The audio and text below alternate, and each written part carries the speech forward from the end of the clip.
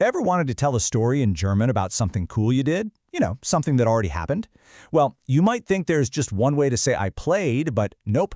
German has two main ways to do it. And honestly, one makes you sound like a local, and the other, well, it makes you sound like you're reading an old fairy tale. Let's figure this out.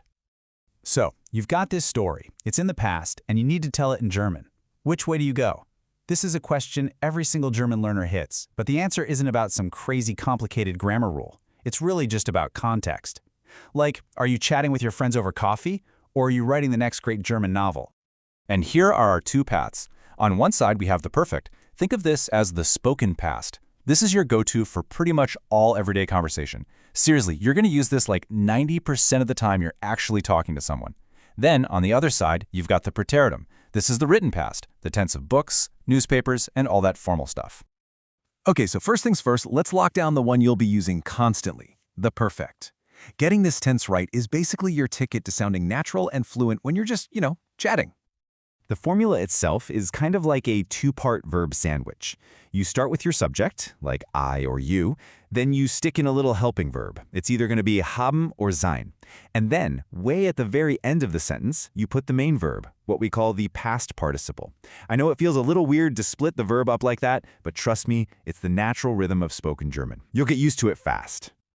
Right, so this leads us to the big, million-dollar question for every German student. When do you use haben and when do you use sein? It seems kind of random at first, but there's a surprisingly simple logic to it. Let's just break this down. Take a look at the first two verbs, machen, to do, and kaufen, to buy. They both use haben. That's your default setting, really. But now look at the bottom two, gehen, to go, and kommen, to come. They use sein. See the pattern? They're verbs of movement. They describe going from point A to point B. And that's the key. If the verb shows movement or a change of state, like falling asleep or waking up, you use sein. For pretty much everything else, you just stick with haben. So what about making that past participle thingy at the end? For most verbs, the regular ones, it's a super simple recipe. You just grab the verb stem, stick a G on the front, and tack a T on the end. So spielen, to play, becomes gespielt. Easy as that. Now, of course, this is German, so there are always going to be some irregular verbs, right? We call them strong verbs. With these, the vowel in the middle often changes, and the ending is ien. And then you've got verbs with prefixes where that ge gets tucked into the middle or sometimes just disappears. Don't get too lost in the details here. It's just good to know these patterns exist so you recognize them when you see them. All right, we've totally nailed the spoken past. So now, let's check out that other path, the Präteritum. I guarantee, if you've ever tried to read a German book or even just the news online, you've definitely run into this tense. The Präteritum is often called the simple past because it's just one word. There's no helping verb, no two-part sandwich. This is the tense of storytelling, of narration. You're going to read it way, way more often than you'll ever need to speak it. And the good news is, for regular verbs, making it is incredibly simple. You just take the verb stem, add a T to it, and then pop on the personal ending for who you're talking about, like I or you. So, ich spielte, du spieltest. It's really clear and simple. Now, with those irregular verbs, the Präteritum can get a little tricky because the vowels change and you just kind of have to memorize them. But here's the secret. You'll almost only ever read these forms. You won't be expected to say them in conversation. So when you're reading a story and see ging instead of ist gegangen, you can just recognize it as the story's past tense and keep on reading. No stress. Okay, so we've looked at both tenses on their own. Now it's time for the main event. Let's put them side by side in a head-to-head showdown. This is going to make the difference crystal clear.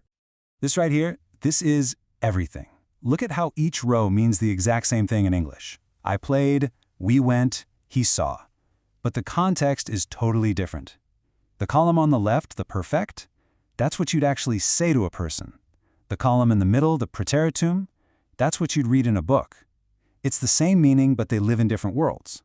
That's the whole idea in one spot. Shoo! Okay, we've covered a lot. So let's just boil this all down into one final super simple cheat sheet with the absolute key rules you need to remember. So let's recap the big stuff. Rule number 1.